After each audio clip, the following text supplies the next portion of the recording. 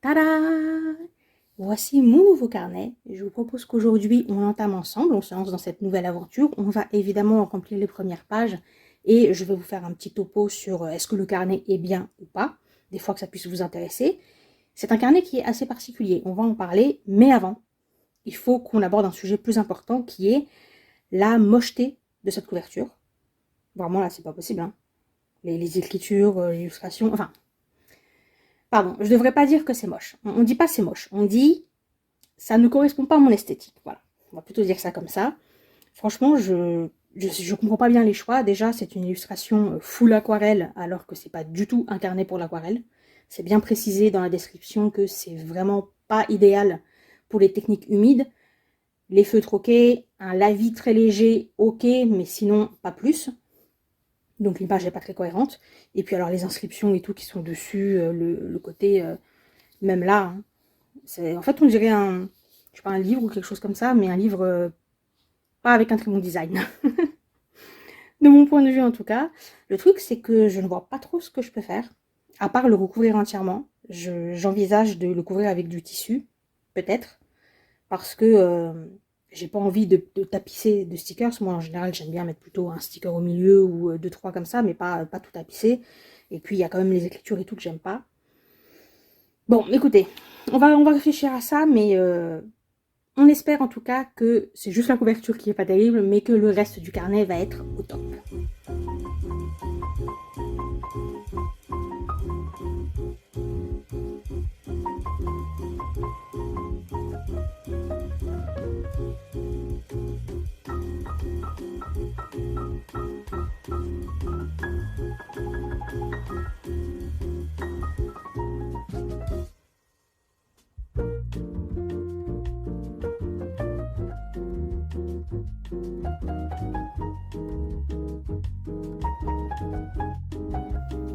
Heureux, vous ne serez pas surpris d'apprendre que je me suis dépêchée de customiser cette couverture que je trouvais vraiment vilaine. J'ai trouvé un bout de tissu qui était un petit peu juste au niveau de la taille, mais c'est passé, donc is ok. Avec un motif fleuri, printanier, belle époque, ça correspondait assez bien à cette période de l'année. Donc j'ai utilisé ça, j'ai rajouté un petit pompon, j'ai rajouté des rubans. Je trouve que maintenant il a bien meilleure allure. Même si évidemment la couverture c'était pas le plus important. Ce qui nous intéresse réellement c'est le contenu de ce carnet et notamment le papier. Pour ceux d'entre vous qui n'auraient pas suivi l'histoire, je fais un petit récap. Mon précédent carnet est très certainement un des meilleurs carnets que j'ai eu dans son côté mix média, donc pas le meilleur papier en soi, mais pour une utilisation mix média, donc des gens qui aiment bien utiliser pas mal de techniques différentes. Je pense que c'est le plus opti que j'ai trouvé. C'est un carnet de chez Mosseri. Il a la particularité d'avoir un papier très épais, un 448 grammes, ce qui déjà est assez sympa parce que ça permet d'avoir quelque chose de très solide. Mais surtout, ce papier très épais empêche le feutre à alcool de passer au travers. Et ça, c'était quand même vraiment bien, parce que c'est souvent la contrainte avec le feutre à alcool, ça passe au travers du papier, ça transperce, et du coup, là, c'était vraiment cool de pouvoir utiliser le papier recto verso sans avoir à s'inquiéter de ça. Et c'était un papier de toute façon d'une qualité mix média, c'est-à-dire à peu près ok tiers pour toutes les techniques. Pas opti pour l'aquarelle, mais un petit peu ça passe. Pas opti pour la peinture, mais ça va, ça passe aussi. Bon, dans l'ensemble, comme toujours avec les papiers mix média, c'est jamais parfait pour aucune technique, mais c'est à peu près ok pour un mélange de tout ça. Et bon, c'était quand même une énorme qualité pour moi le fait que le feutre à alcool ne passe pas au travers, parce que j'utilise pas mal les feutres à alcool. Le problème, c'est que ce carnet de chez Mosseri, déjà il est assez onéreux, mais surtout, il n'est plus produit. Ils ont toujours un carnet mix média, mais avec un papier beaucoup plus fin et qui lui n'est pas spécifiquement résistant au feutre à alcool. Je ne sais pas si un jour ils vont remettre en vente ce carnet, ma foi, on verra bien. Mais du coup, quand j'ai fini le carnet, je me suis dit, essaye de trouver un équivalent. Et l'équivalent, c'est ce carnet que vous me voyez là, entamé aujourd'hui, qui est un carnet d'une marque totalement différente. C'est une marque dont j'ai jamais entendu parler, qui s'appelle Etude Butterfly.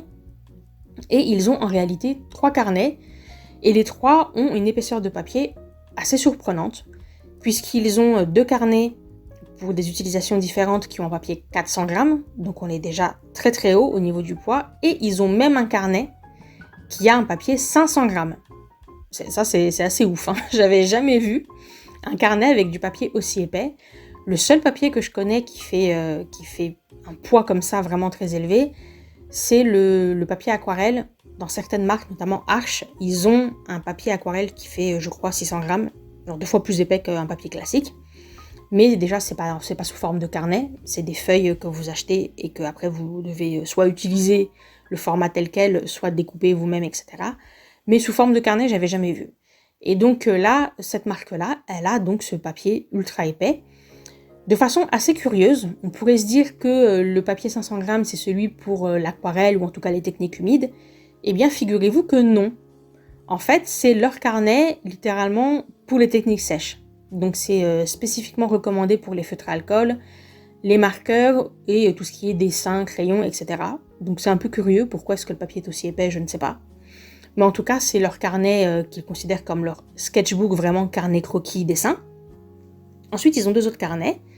Ils ont un carnet aquarelle qui est un papier donc 400 grammes, c'est-à-dire un peu moins épais que le carnet pour les techniques sèches, avec un grain assez fort. Bon, ce carnet, je ne l'ai pas testé et je ne le testerai pas parce que ça ne m'intéresse pas. Et enfin, le dernier carnet, c'est celui-ci qu'on est en train d'utiliser nous, qui est leur carnet Mix Media. C'est un carnet qui se veut un petit peu plus polyvalent, mais ils préviennent quand même que l'avis léger, ça passe, donc un petit peu d'eau, pas plus, mais c'est pas un carnet où vous pouvez vous lâcher sur l'aquarelle ou en tout cas sur les techniques humides, genre l'encre, etc. Il faut quand même faire attention. Un petit peu c'est ok, mais pas plus. Donc pourquoi est-ce que ces carnets-là, qui sont d'ailleurs résistants au feutre à alcool, ils ont eu besoin d'en faire un avec un papier encore plus épais spécifiquement pour le feutre à alcool, je sais pas. Je sais pas parce que ce carnet-là, qui donc fait 400 grammes et non pas 500, le feutre à alcool ne passe absolument pas au travers. Vous allez voir qu'après j'ai fait une illustration assez vénère au niveau des couches, où j'ai vraiment badigeonné toute la page, et j'ai mis pas mal de couches de feutre à alcool, et ça passe absolument pas au travers. Et d'ailleurs depuis, j'ai continué à utiliser le carnet, et je vous confirme que j'ai jamais eu aucun souci, il n'y a absolument rien qui passe au travers. Vous pouvez utiliser la page recto verso sans aucun souci. Je pense que je resterai à jamais perplexe sur ce grammage de papier et les techniques associées, mais bon, c'est leur choix. Et donc, il y a 3 carnets, et les 3, vous pouvez les trouver sur Amazon.com, donc le Amazon américain, il faut importer des carnets. Le carnet en lui-même, je ne le trouve pas excessivement cher par rapport à ses qualités, à son papier, etc. Je crois qu'il coûte autour des 25 $, donc c'est un tout petit peu moins 1 euro. Hélas, vous devrez rajouter les frais de port. Et donc là, évidemment, ça fait le carnet à plus de 30 €, donc on commence à arriver sur la fourchette haute des prix des carnets. 30 €, c'est pas surprenant comme prix, mais c'est plutôt pour des carnets aquarelles, 100% coton, etc.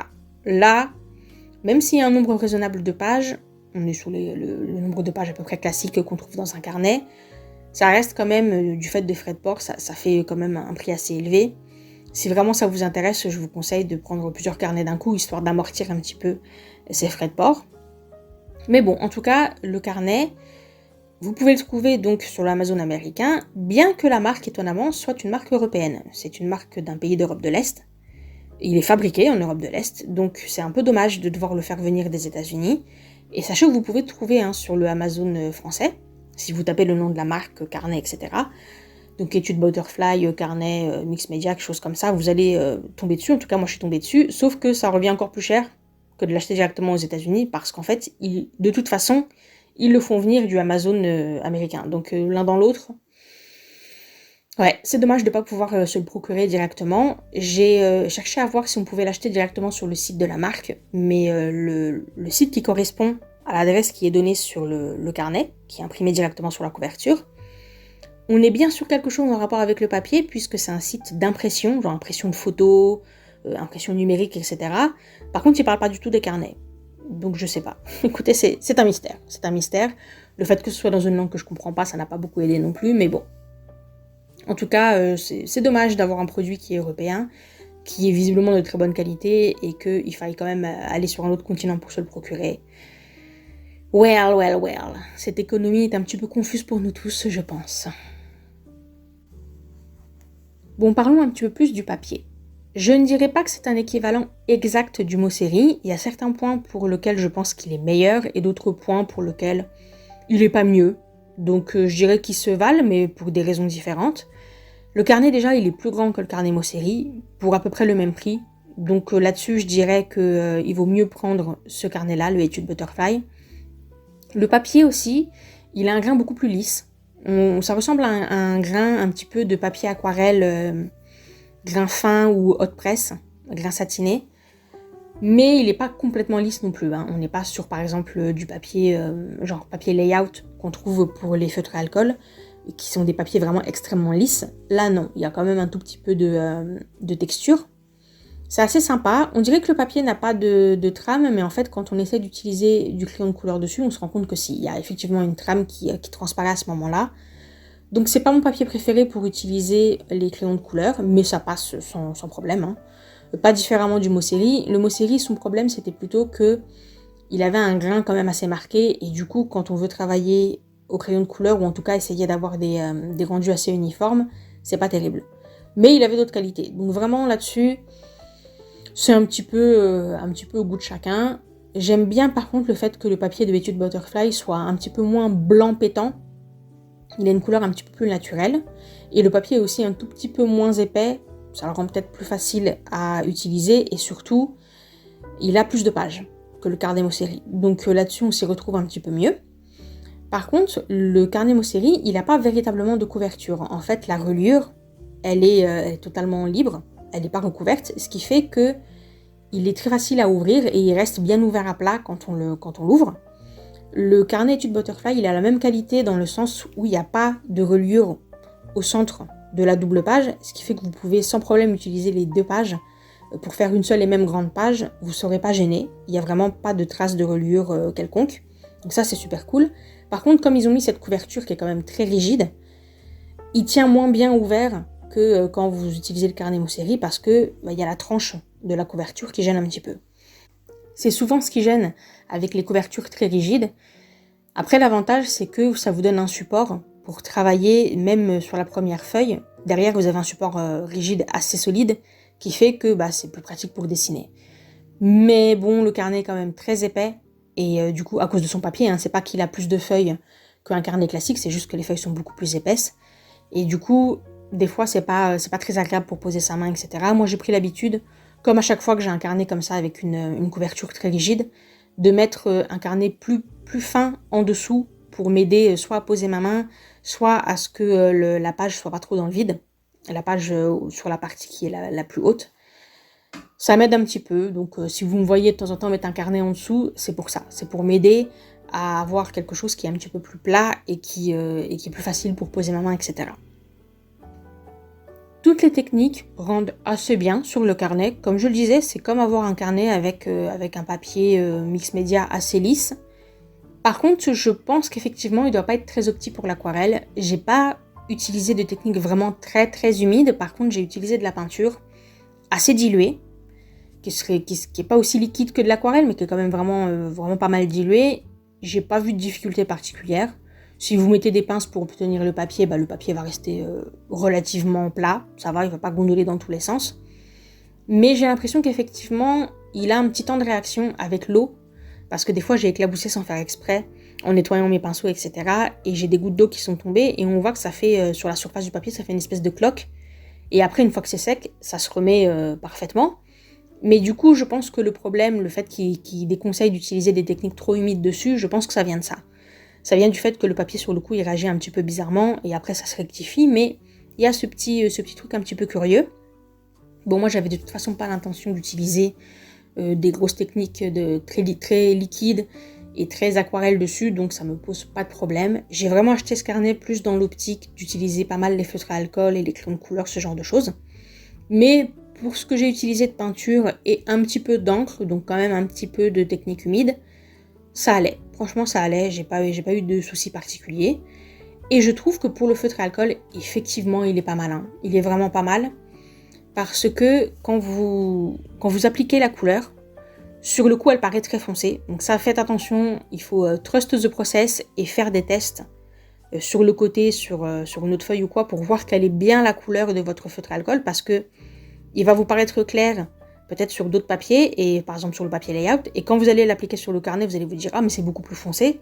Ça arrive souvent avec le feutre à alcool, parce que le papier va beaucoup absorber, mais en fait, là, quand vous attendez, quand l'encre commence à sécher un petit peu, ça redevient beaucoup plus clair et ça finalement revient sur sa couleur qu'il est censé avoir. Donc, faites un petit peu patient, il faut trust the process. Et finalement, on a des couleurs qui sont assez jolies, qui se mélangent très bien. Vous pouvez sans problème faire des dégradés. Bon, évidemment, il faut être un petit peu rapide. C'est comme avec n'importe quel papier. Si vous attendez que ce soit sec, vous allez voir des traces de coloriage. Mais si vous travaillez relativement rapidement, vous n'aurez aucun souci. Et dans ce cas de figure-là, le fait que ça mette un petit peu de temps à sécher, c'est quand même plutôt une qualité. Et de ce que j'ai compris, le feutre ne passe pas au travers parce que ils ont en fait encollé 2 feuilles qui font chacune 200 grammes. C'est pour ça que finalement on a une feuille après de 400 grammes. Et entre les 2 pages, ils ont mis une fine couche de colle ou en tout cas de quelque chose d'un petit peu hermétique qui fait que ça bloque le passage au travers de la page. Et du coup, c'est ce qui fait que vous pouvez utiliser le papier recto verso, même si vous vous êtes pas mal lâché sur le feutre à alcool. En tout cas, jusqu'ici, moi, j'ai pas eu de soucis. J'ai pas mal utilisé le carnet, et à chaque fois, j'ai pas mal utilisé le feutre à alcool, notamment pour faire des fonds, etc. Et j'ai pas vu de moment où c'est passé au travers. Au final, j'en suis assez contente. Je suis rassurée parce qu'il était quand même pas donné, donc j'avais quand même très peur du résultat. Mais ça va, il tient ses promesses. J'ai pris le risque parce que dans les commentaires Amazon, les gens étaient assez dithyrambiques. Pour les 3 carnets différents, les gens mettaient des très bonnes notes et ils disaient que le carnet était totalement ok. Pour le prix, alors évidemment, pour eux, comme il n'y a pas les frais de port, le prix est déjà beaucoup plus digeste. Mais au final, j'en suis assez contente. Et notamment comme remplaçant à ce carnet Mosseri que je ne peux plus acheter parce qu'il n'est plus en vente, je pense que c'était bon move. En tout cas, je ne regrette pas du tout mon achat. Et je pense aussi que ce carnet, il va me durer plus longtemps. Déjà, il a beaucoup plus de pages que mes précédents carnets, que j'ai fini rapidement, mais parce qu'ils n'avaient pas beaucoup de pages à l'intérieur. Celui-ci, il a presque le double du carnet Mosseri, donc il va me tenir un petit peu plus longtemps. Et puis, j'ai d'autres projets, d'autres choses que je veux faire et qui ne seront pas forcément à l'intérieur de ce carnet. Donc, je pense que là, il va se passer un petit peu de temps avant que vous ayez un nouveau sketchbook tour. En tout cas, le sketchbook tour de ce carnet-là. Il va mettre un petit peu plus de temps à arriver. C'est vrai que depuis le début de l'année, j'ai eu un sketchbook tour par mois, ce qui est assez ouf en vrai, ce qui est assez surprenant. Mais c'est parce que, comme je le disais, déjà j'avais beaucoup de choses à faire et j'ai beaucoup travaillé dans mes sketchbooks plutôt que sur des blocs de papier à part. Donc évidemment, ça remplit beaucoup les pages. Et aussi, c'était des carnets dans lesquels il n'y avait pas beaucoup de pages à chaque fois parce que c'était des carnets avec du papier aquarelle ou du papier très épais mix média. Donc forcément, il y a beaucoup moins de pages que dans un carnet de croquis classique. Voilà pour le côté technique du carnet. Maintenant, je pense qu'on peut dire un petit mot sur les dessins que j'ai faits et sur les techniques que j'ai utilisées. Tout d'abord, la couverture, je ne l'ai pas customisée tout de suite. Et j'ai d'abord rempli les premières pages parce que je me suis dit, avant de perdre du temps et de prendre des ressources, le tissu, etc., pour faire la couverture, vérifie d'abord que tu aimes bien le carnet parce que ça aurait été dommage de prendre du temps et d'utiliser du matériel pour faire la customisation de la couverture si finalement j'allais pas utiliser le carnet. Donc c'est pour ça que j'ai d'abord filmé les premières pages et j'ai d'abord testé le papier avant de me décider à customiser la couverture. Et puis quand j'ai vu que j'aimais bien le carnet, là j'ai pris mon tissu et tout et j'ai customisé la couverture. Dès la première page, et en fait dès l'intérieur de la couverture, on a le papier. Donc ça c'est plutôt cool. Il n'y a pas de petites pages de garde ou de petites pages d'introduction, on peut directement dessiner dessus. Donc je me suis dit que j'allais faire un petit dessin, mais qui allait s'étaler sur les 2 pages, parce que j'aime vraiment le fait qu'on ne soit pas bloqué entre les 2 feuilles par une reliure. Ça c'est vraiment très sympa, et il y avait déjà la même qualité dans le carnet Mosseri.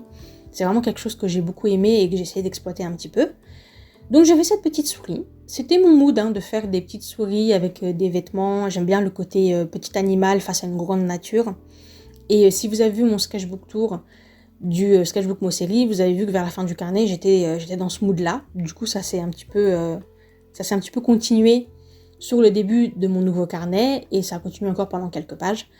Après, ça m'est passé, là, je suis passée à autre chose. Mais sur le coup, donc, j'étais toujours dans cette ambiance petite souris, toute mignonne, avec des petits vêtements et tout. Bon, voilà, sans plus, c'était sans prétention. N'empêche que pour les étoiles, j'ai quand même utilisé de l'encre parce que je voulais voir comment allait réagir le papier, mais ça s'est très bien passé, j'ai rien vu de spécial. Je suppose parce que ça restait quand même sur une toute petite surface. Voilà. Je pense que si j'avais badigeonné la page avec de l'aquarelle, ça aurait été plus difficile, mais le carnet disait clairement qu'il n'était pas fait pour ça. Et donc je voyais pas l'intérêt de tester quelque chose qui allait juste ruiner la page et donner une mauvaise image du carnet probablement, alors que c'est juste qu'il n'est pas fait pour ça en fait. Donc il faut utiliser correctement son matériel. Si j'avais voulu pouvoir utiliser de l'aquarelle, j'aurais pris un papier qui est fait pour.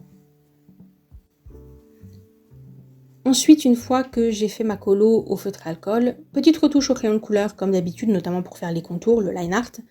Et des fois, éventuellement, je vais aussi utiliser des marqueurs acryliques pour faire des petits détails ou pour ajouter des petits éclats dans les yeux, des petits éclats de lumière, etc. Mais ça reste quand même principalement du feutre à alcool et du crayon de couleur. Et on arrive à la page suivante, où là, par contre, je me suis lâchée. Déjà, chose que je vous conseille, c'est d'investir dans du drawing gum, ou plutôt du liquide de masquage. J'ai l'habitude d'appeler ça du drawing gum, mais c'est pas forcément du drawing gum. Hein. Vous n'êtes pas obligé d'acheter le drawing gum de la marque PBO. Moi, c'est ce que j'avais jusqu'ici, mais ma bouteille, elle a séché, parce qu'en fait, je m'en servais quasiment pas. Et du coup, j'ai décidé d'en racheter, et cette fois, j'ai pris le Winsor & Newton. Donc, c'est du liquide de masquage qui est légèrement teinté.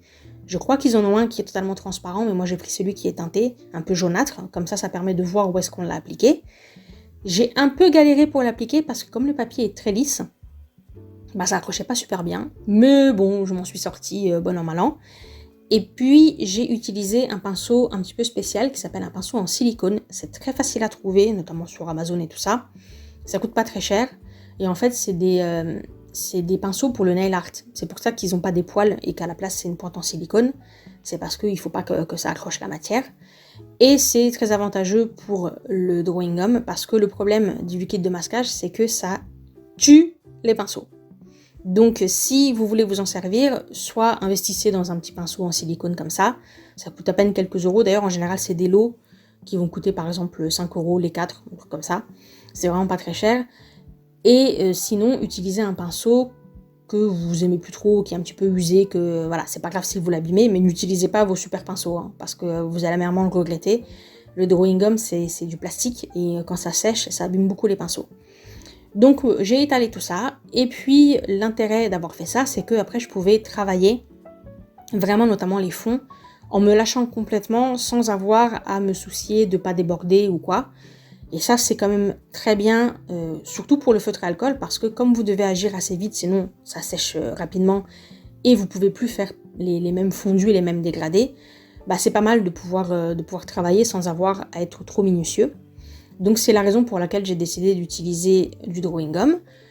Là, j'ai pu me lâcher complètement et voir jusqu'à quel point le papier résistait effectivement au feutre à alcool, et aucun souci, hein, c'est absolument pas passé au travers. Et enfin, on arrive du coup à la dernière illustration, où là j'ai décidé de faire un paysage.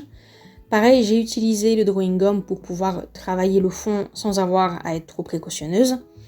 Et j'ai utilisé cette fois mes feutres à eau, donc les écolines. C'est assez liquide les écolines, hein, mais ça va.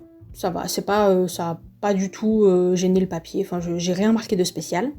Évidemment, c'est pas aussi liquide que de l'aquarelle. Donc encore une fois, l'aquarelle, j'ai pas testé puisque je sais que le papier n'est pas fait pour. Mais en tout cas, pour des techniques qui sont quand même un peu humides, mais pas trop, il n'y a aucun souci. J'ai utilisé donc mes écolines et un petit peu mes feutres à eau de chez OU, puisque je les ai achetés récemment. Donc il y avait certaines nuances à l'intérieur qui m'intéressaient plus. Notamment parce que les écolines, en fait, j'ai pas tant de couleurs que ça. Il faudrait que je complète ma collection parce que j'aime vraiment beaucoup les utiliser pour les paysages. Et donc c'est vrai que ce serait bien que j'achète un petit peu d'autres nuances, surtout qui sont rechargeables, et ça c'est quand même une super qualité. Et en plus, pour une fois, c'est des produits qui sont faits en Europe, donc ce serait dommage de se priver. Bref, j'adore les écolines, et j'ai voulu voir un petit peu ce que ça rendait sur ce papier. Rien à signaler, ça rend parfaitement bien. Après, j'ai retiré le drawing gum. Là aussi, j'ai eu aucun souci, hein, ça n'a pas du tout arraché le papier. Ça n'a pas laissé de matière là où je l'avais appliqué, ça a laissé le papier parfaitement propre et tout. Vraiment, j'ai eu aucun souci avec. Et j'ai fini avec des petites retouches au crayon de couleur, les petits pour les finitions, et avec un petit peu de marqueur acrylique des fois quand c'était nécessaire. Peut-être même aussi des néocolores. Des fois, j'aime bien faire ça sur mes paysages, rajouter des néocolores parce que c'est très couvrant, donc ça permet de faire des bonnes retouches et de rajouter des nuances. Et voilà.